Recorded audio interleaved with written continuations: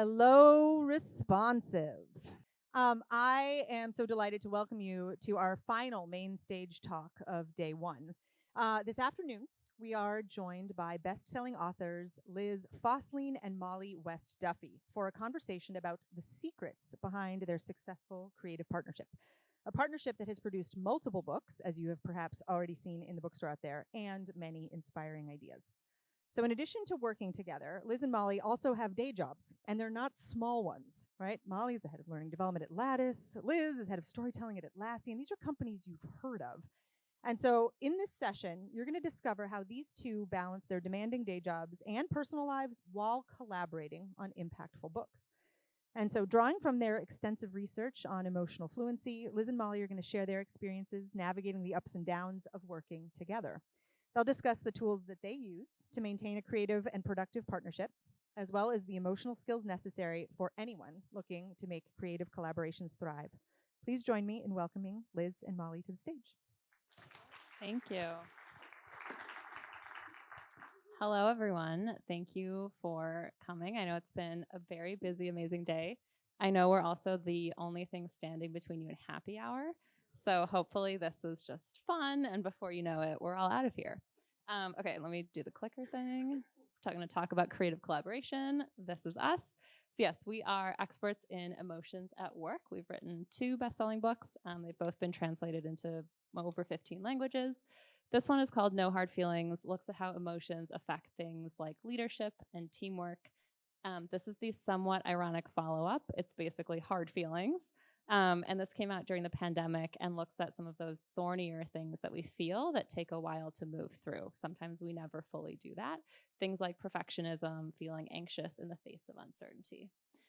We've worked with a range of organizations over the past 10 years, helping their teams and leaders be more effective and work together. So companies like tech companies, we're both in California, so a lot of tech companies, but we've also worked with emergency room doctors. We've worked with the US Air Force, firefighters. And so it's really cool in our work to see that though obviously the specifics of work environments can be very different, the fundamentals of what makes great teams great and great leaders great don't really change, right? We all want to be trusted. We want to be recognized. We want to feel like people care about us. We're going to talk about creative collaboration. I also, just quickly, so I lead storytelling at Atlassian's Team Anywhere, which is our future of work organization. We really dig into similar stuff. So how do you keep a distributed team connected? How do you make meetings effective? How do you get rid of meetings that aren't effective? And I'll let Mollie do a quick intro of her work outside of our collaboration. Yes, so I'm also the head of learning and development at Lattice. Lattice is a software that helps with HRIS and also employee engagement and feedback. And Liz forgot to mention she is also the illustrator of our book, so you'll see her illustrations today. Thank you. We often get asked, so we do both have day jobs, and we will talk about like kind of how we balance all of that, but we do often get asked how we met, and so I thought I'd kick off with that quick story. So like, how can you meet a creative collaborator for yourself? So I grew up in the Midwest where people, I think, generally tend to be friendly, like you say hi to each other, and I was moving to New York in my early 20s, and I, especially coming from the Midwest, I was like, everyone in New York is an a-hole. And they are proud of that, and they're going to be so mean to me, and I'm not going to walk fast enough on the sidewalk. And so like the night before I was moving, I frantically emailed all my friends, and I was just like, I can't do this alone. Set me up on platonic friend dates. Set me up on non-platonic dates too if you want. But please, please help me out. And so Mollie was one of my first friend dates. And we like immediately bonded over the fact that we're both terrible sleepers. And so we just discussed in depth, like sleep masks, what earplug is best, what white noise do you listen to, brown noise versus white noise. And so I think just instantly had this bond. But then what came out of that conversation is we were both working at startups or kind of in environments that were very aggressive, very fast paced. And we're also very extroverted. And so I think that we both at the time were introverts and very proud of that. We were just kind of struggling with like, how do you show up in an environment like that and not feel completely depleted at the end of each day? Like, how do you carve a sustainable path to success? Again, without just burning out. And so we ended up actually kind of drawing or writing an article together for Susan Cain. She wrote Quiet, which is an amazing book on introverts. She had a website at the time called Quiet Revolution. And so we wrote an article for that. And it was like a short article. It was, 7 ways introverts can navigate the workplace. We co-authored it, and then I illustrated it, and the article went viral. And so the cool thing from that was it was like was not a huge time commitment. It was really kind of like a test of like, look, how would it feel just to do something professionally together? And then the success of that made us think, okay, well, Susan's written Quiet, which is the seminal book on introversion. So we don't really have much more to add there. But what's kind of the deeper message there? And that put us on this path of just emotions at work in general. And so I think the real takeaway from that to me is, like, if there's someone that you just connect with, try and find a low risk, like low time intensive way to try and do a little collaboration with them. It's a really nice thing, kind of test how it feels. I think it's also nice to maybe target a publication or have some kind of clear, like, this is what the final product will be, because it forces you, I think it's easier if you have some constraints around it. So yeah, anything to add there? It certainly was easier in the beginning because there were no financial stakes. It was like, this is a free publication. Yeah, we're not getting paid anything for this. And it was just fun. Like I always say, Liz's illustrations do a great job of visualizing things that are hard to verbalize, like emotions, like what it feels like to be an introvert. And so, and it's still to this day is one of my favorite parts of the process. We do the writing together, and then Liz does the illustrations, and it's like, oh yeah, that's the perfect thing that I was trying to communicate with words, but it's much better with this illustration. So we just enjoyed working with each other. Yeah. So we want to do a little icebreaker for all of you, and this is building on a theme that you've talked about in some of the other sessions today, and that we'll talk about today on collaboration. So I want you to turn to the person next to you, or if you're in a group of 3, that's fine, and share what is a difficult conversation that you need to have with someone who you are collaborating with. Okay, if you can hear me, clap once. If you can hear me, clap twice. If you can hear me, clap 3 times.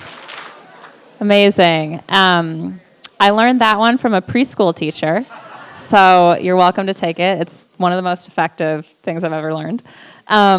Okay, so we're going to dive in. Hopefully that was productive and you now feel maybe a little better about actually going into that conversation. We're going to touch on difficult conversations as well today.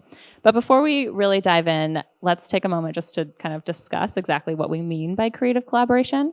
And so, Mollie, I will pose this question to you. How do you think about creative collaboration?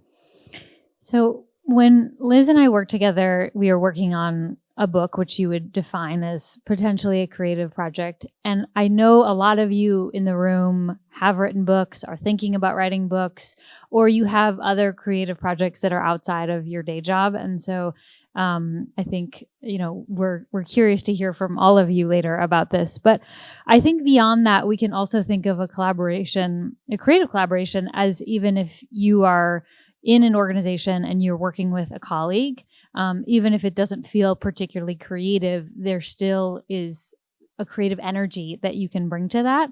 I think often when we're collaborating in a more like traditional workplace context, usually we think of collaboration as transactional. Sometimes it can even be adversarial, of like, I'm not working well with this person.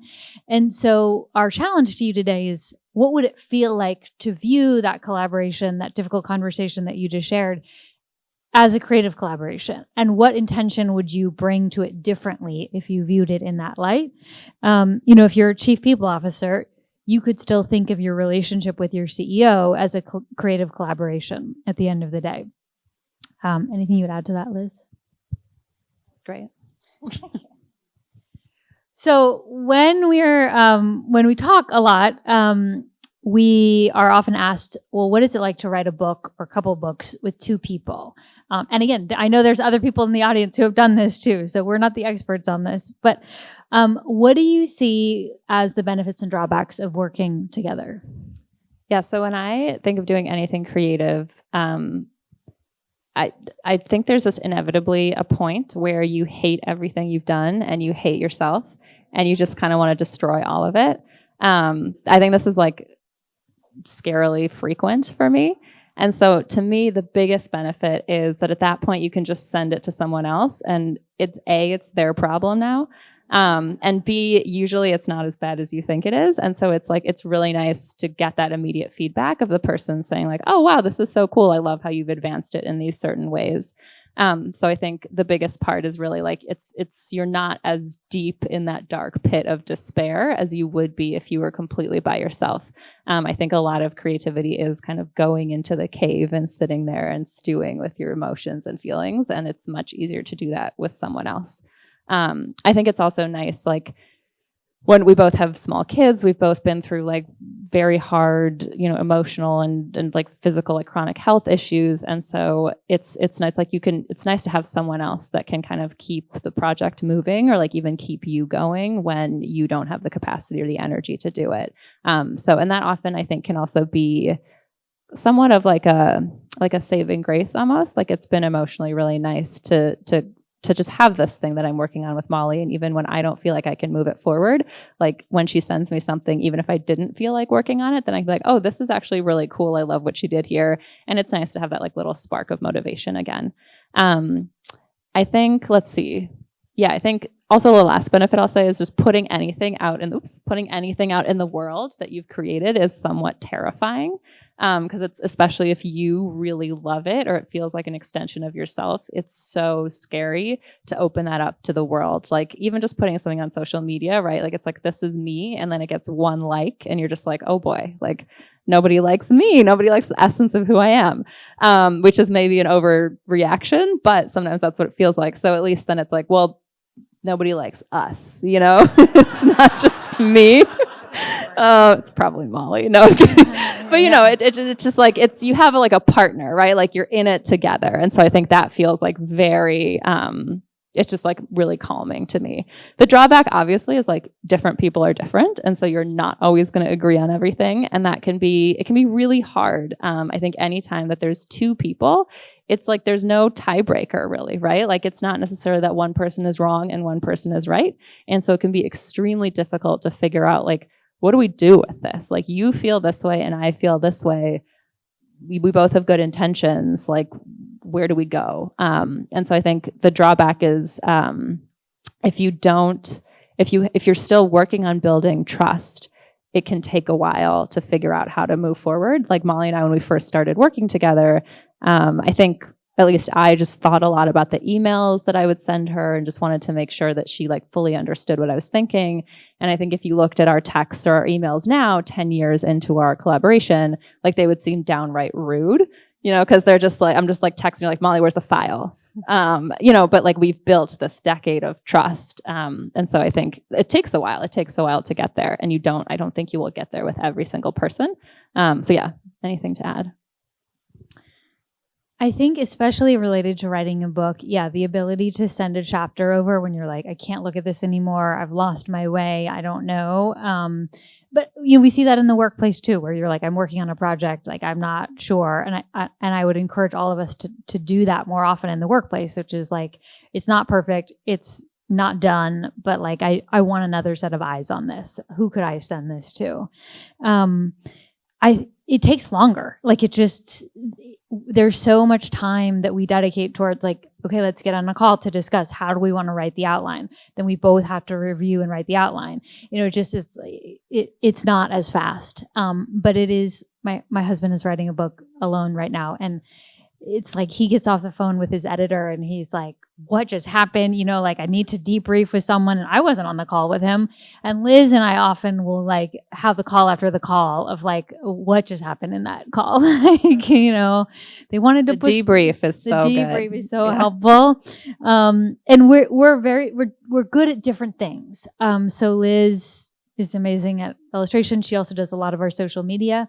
When we were first building up like our book website, I did a lot of the assessments on there because I was interested in building out that.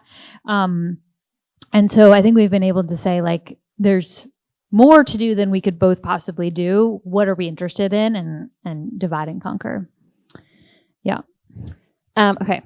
We have done a lot of research into teamwork, both in kind of our creative collaboration and then in our day jobs. I think that's what we both focus on, is just how do you get people to work together really effectively.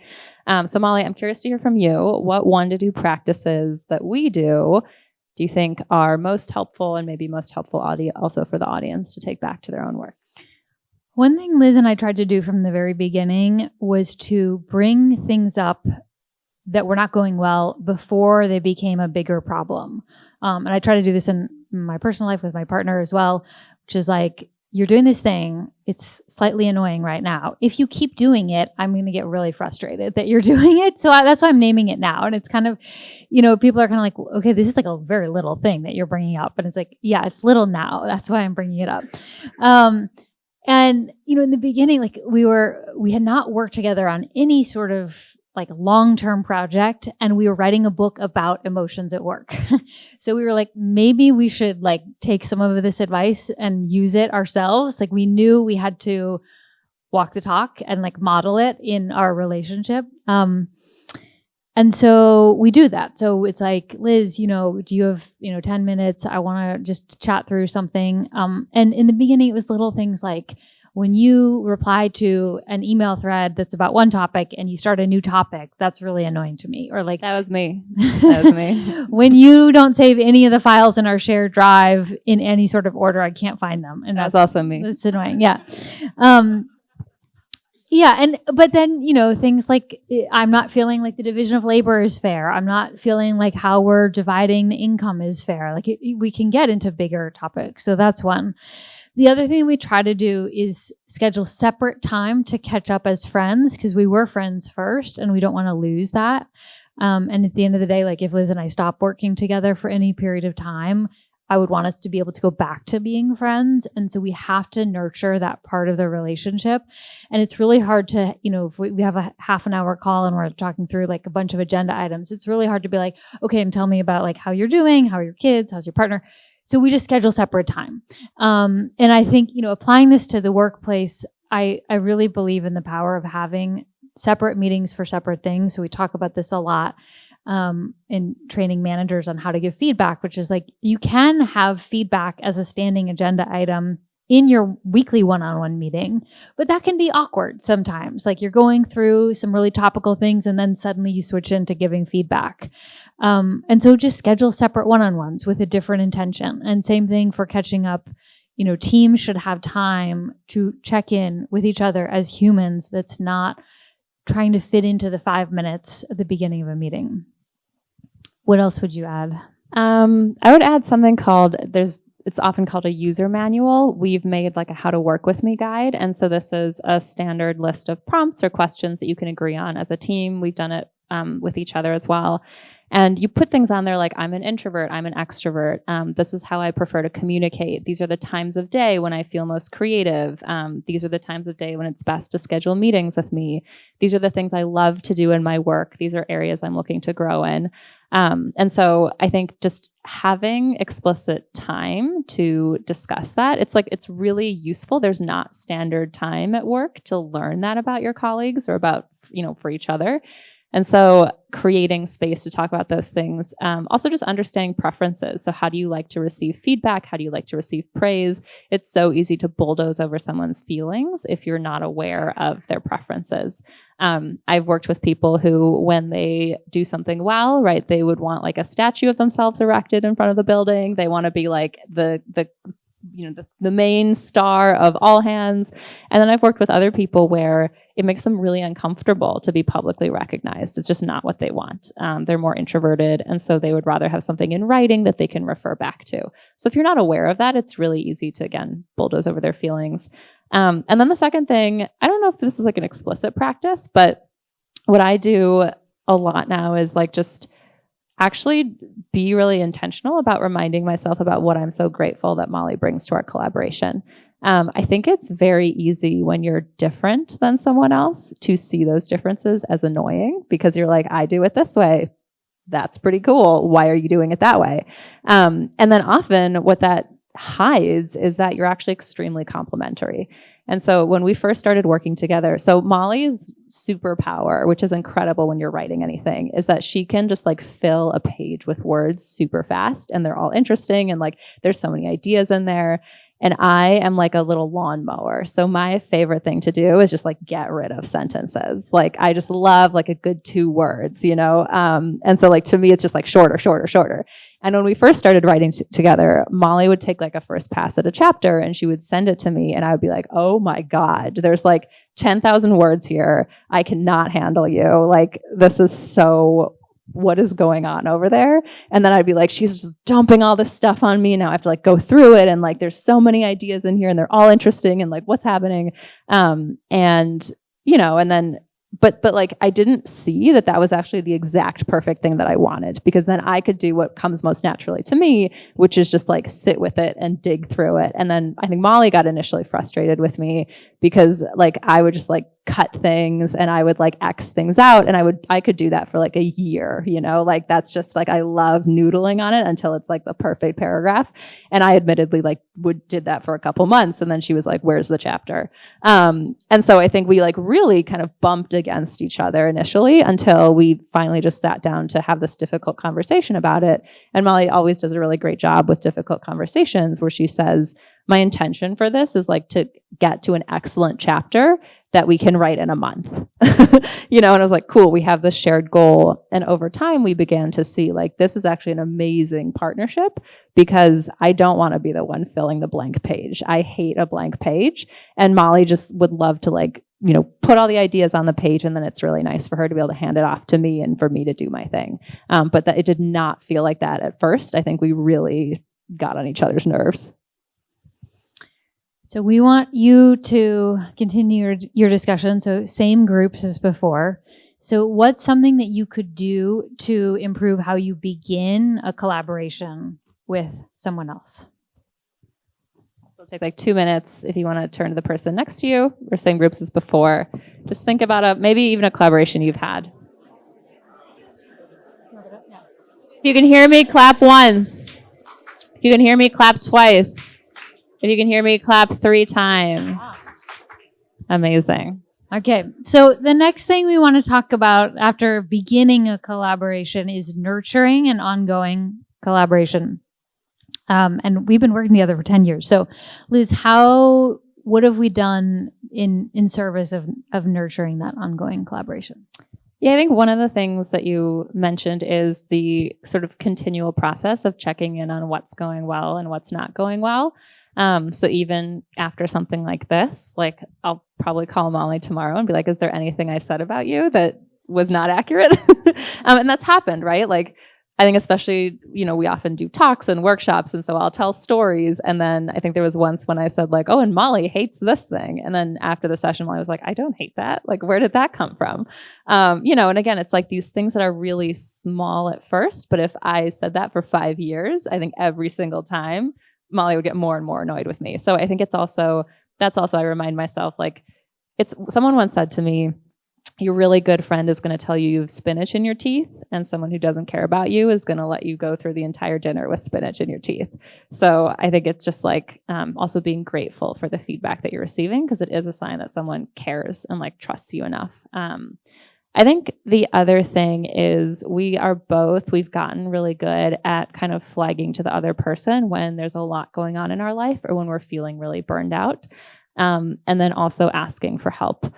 So we've both kind of separately gone through like really difficult like burnout periods, I think physically, emotionally. And I think those experiences have made us really good at kind of forecasting that as well. So Mollie recently said, you know, like, things are busy at work. I'm just flagging like I might not respond to your emails as quickly. Or one thing that she always does that I think is so great is when I send her something, she'll write back very quickly, but she'll say like, hey, cool, like I can look at this next week. And so I think it's like the immediate response is like, okay, she is paying attention, but then there's that expectation setting of like, it's, you know, this is when I'm going to look at it. And I think that's so nice. I've learned from that. I think one thing I'm really guilty of is I get the email and then I think like, okay, I really have to write a good response to this.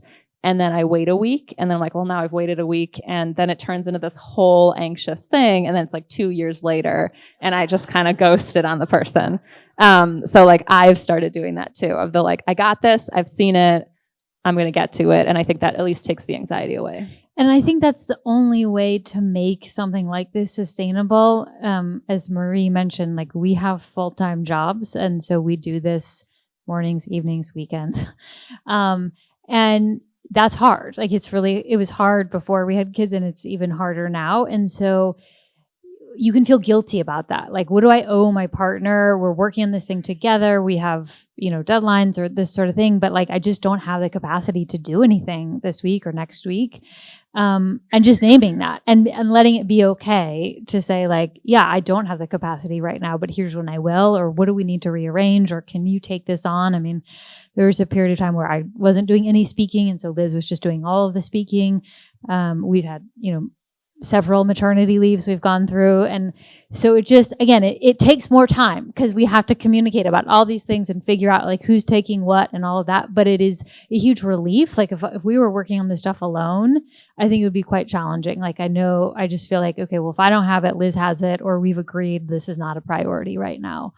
I think one thing too that I would apply to the workplace is, I think there is this feeling of guilt, like when you take time off or when you say like, I don't have capacity to do this. But as anytime Mollie has said that, it's made me feel really good, because whatever your life is, like at some point you will have a period where it's going to get really hard.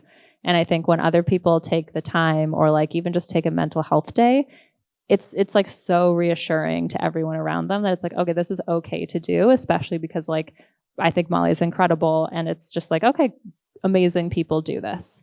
And it's just like always made me feel totally fine, a year later when I'm going through something, to say the same thing to her. So I think it's like, we hear this all the time, right? If people are like, oh, I don't know if I can take vacation, or like I have to respond to this email. It's like, actually by setting boundaries for yourself, you're also like creating a culture for other people to create a sustainable life and work life for themselves too. Okay, I think we'll end on just like kind of the whys. So one of our practices is we make it a point to regularly revisit our whys. And so Mollie, if you want to share more about what that means. So this means, why are we doing this? It's outside of what our day job is. Like, why do we choose to do this? And it's, it can be a very deep question, which is like, why do we do this to ourselves? Wouldn't it just be easier if we worked from 9 to 5? And it would be. Like, it absolutely would be. But I think we have, and they're not always the same, so it's good to check in. We each have different reasons why we're doing this. So I just love to write, like as Liz mentioned, like I have kind of a writing compulsion. If I wasn't doing it for a book, I would just be doing it for myself. Like I write to process and to understand the world. And it's like, after we do a book, I'm like, I'm never going to do this again. And then like a year later, I'm like, I kind of miss writing a little bit. So that's it. That's really the reason for me. And sometimes we get caught up in the like publishing process and the like needing to be on social media and all of that. And it's like, yeah, that's not why I'm doing this, but I'm doing it because I just like to write. And Liz is different. Yeah, I think I just love researching something, like just being really curious about the world. I also have like a very love-hate relationship with social media, and I just can't quit it because sometimes it's really magical to like put yourself out there. Like we've built an audience over the years, and yeah, like I've just shared stuff on social media, and then like you get these amazing responses back. Like for our second book too, we asked people to share stories of times when they struggled with perfectionism, and like people from all around the world, all different backgrounds, like shared these incredible stories and like really opened up. And so I think there's something to me that's like really magical about like sustaining that kind of a creative collaboration, especially like where you just get to like meet all these cool people. Like I think having a creative collaboration is kind of an excuse just to email someone that you really admire and be like, hey, I'm doing this thing. Can I interview you? But I think it's a really useful practice. It's just really valuable to understand why the other person is doing something. And I think this applies to the workplace too. I think, as a manager, as a leader, one of the things that we tell leaders too is just like, one of the questions, I'll frame it this way. One of the questions that we often get, and we've gotten a lot over the past year, is when things are really uncertain and I can't always promise people that they're not going to get laid off, I can't promise them a promotion, like how do I keep them motivated? How do I show that I still care about them when like sometimes I just have kind of crappy news? And one of the things that we'll say is like, well, if you understand why they're there and where they want to grow and how they want to learn, then you can still continue to give them personalized learning opportunities. And so even if you can't guarantee the promotion or you can't guarantee that the team will be the same in a year, you can make sure that that year is really valuable for them. So one of the things that I do anytime someone starts to work for me is I'll say, find a job that you want to have in 5 years, bring the job listing like it's an actual job on the internet, bring it to me and show me the bullet points for which you don't think you have a story. And I will commit to you, I can't promise you anything else, but I will commit to you that I will do my best to make sure by the time you stop working for me, you have stories for all of those bullet points. And so I think it's just like you understanding like why someone is doing something, where they want to go is just helps you make any kind of relationship really into a collaboration. Because it's like, cool, like how can I kind of structure this so that you're also getting your why met? So we'd love to open it up for questions. We know we're bumping up on the end of the day here. Yeah, 2 questions. It can be about anything we talked about or anything else related to emotions at work or writing a book or, yeah, anything. We'll try to answer it. Okay, did you guys, and feel free to answer this however you want, but like, so you guys obviously have a great collaboration between the two of you. You guys ever had experiences bringing in like a third party into the relationship, or prior to you guys finding each other and having a good working relationship, were there ever not so good or negative relationships? How do you guys work through that / identify that you guys working together was something that was going to work well? Yeah, I think we've definitely, there have been like third parties, I won't get more specific than that, where I think we've both had in the debrief been like, wow, that was a call. And I think this also like just in my sort of, like this is still like professional, but like in my sort of like job professional world, I think finding people that you do click with, where you are able to have a difficult conversation and have it be, I think that's a huge test. It's just like, can we talk about the hard things? And it's like a good conversation. I think this was discussed earlier, but like we both have good intentions. We both want to work towards a shared goal. If you can find those people and kind of cling to them, that will take you really far and it will help you weather the collaborations that are much harder. So like even in my professional life, like I came to my current job because I clung to one of those people that I had met at a previous job. And like, it's just been so useful. Like, there's always ups and downs through any situation you're in to like have that person. So I think it is, it takes time, but if you like sort of suspect that there's someone, I think like looking for opportunities to collaborate with them more and then really reading like how do these difficult conversations go? I think that's a good barometer. Yeah, I'll say one thing and then I see your hand. I think unfortunately it is rare to find someone who you collaborate well with. And it's totally possible, but as Liz said, like if you find those people, stick with them. I feel like your question was like, have I had bad collaboration? Like, yes, I have, like a lot. And it's tough. And sometimes you're like, I just have to work with this person for a period of time and then, it's done. Or sometimes it's like, I'm going to leave this organization because we don't work well together. Oh my gosh, so many questions. Okay, I see in black right here. So you mentioned earlier about how you both have different approaches and different strengths. So, get everything on the page, edit. You also mentioned how there's different moments in life. There might be moments where you're on maternity leave and you're at it, or things, different stressors, health wise, and things like that. So, we'd love to know a little bit, how do you navigate when you need to kind of step in the shoes of space where you're not as strong, or you're not as comfortable? And a bonus question or a bonus aspect, how do you navigate spaces where it may not be either of your strengths? Like, how do you solve, working that out? Yeah, I'll give you a very tangible example. Liz took a maternity leave recently, and she does the illustrations and she posts them on social media. So there was just a period where it was like, well, what are we going to do? And I won't speak for you, but I think you were in a period of like, I don't want to be doing this right now. Like Instagram can be overwhelming. So we were like, all right, let's just pause it. And we had the conversation. It was like, this is not going to post for several months. And like, it's fine. And then coming back, it was like, how do we make this more manageable? And so what I did to try to help was say, how could we automate this a little bit more? So I did research into like, all the social media posting tools you can use, and like maybe we create a backlog, because I was like, I can't do this, but I could help you think about the process. Yeah, I think what Mollie's getting at is like, what can you do so that you can really let that person shine in what they're good at? So, I think they're like in any, like sometimes, if Mollie's like taking a first pass at a chapter, I think I've done this. If I haven't, I'll start doing it. But like I could like set up like all the Google Doc infrastructure or something, right? Or just like send her every article I'm reading that she can really well ingest and then write. But I think it also is just flagging it and saying like, like I have done the first draft of a chapter, and I'll just flag it for Mollie and say like, I tried. Here's my thing, this is not my strength, but like I really tried. And I think if you have that collaboration, it's like it really motivates you to kind of step into things that are not in your comfort zone.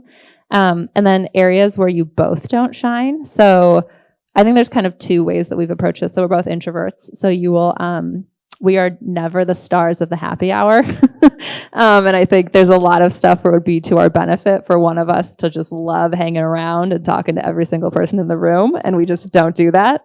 And so I think it's like useful for us both to know and like respect that like that's just not us. And like there might be a cost to that, but we're like willing to eat that cost basically, or trading off. So there's also things we do where it's like, there's like a speaking thing and like it's like a long way to travel or something. And so it's like, okay, we'll kind of trade off on this. It's not like something that either of us would naturally both like love to do. So how can we evenly split this thing that we both think we should still do?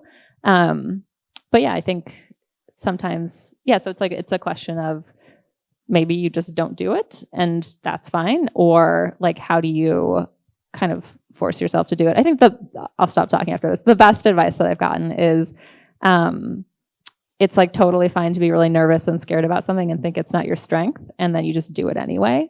And over time, you'll be surprised at like how good you actually get at it. Like I still get so nervous before I get on stage. And I think over time, I've just gotten really good at like controlling my voice shaking in the first 5 minutes. Okay, thank you all so much. And thank you to Marie and Robin for having us. Amazing. Thank you all. I aspire to have creative collaborations with as many like practical practices and not just luck of the draw, but as these two women have. We have just a couple of bits of housekeeping and then we will send you on your way. I'll bring up Marie, my collaborator, in just a minute. Tomorrow morning, 9 to 10, we're going to work backwards from then until right now, just a little bit.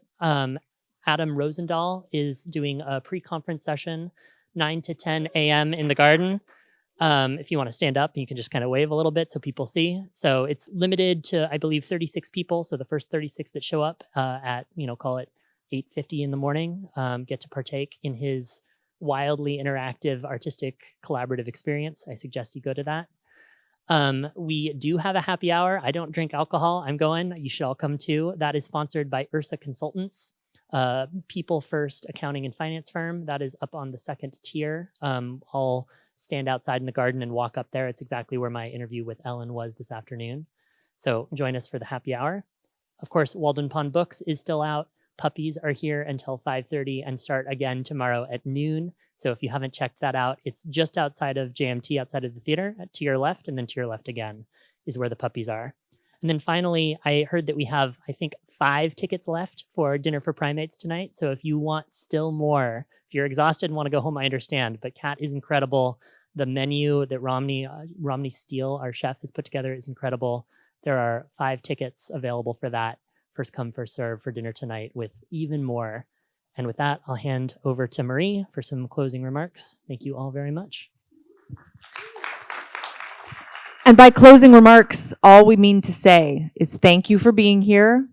Rest up, hydrate tonight, Let these ideas bonk around in your head. Maybe go out to dinner with a new friend if you're not coming to dinner for primates. Thank you for being here with us in this experience, and we look forward to seeing you tomorrow morning.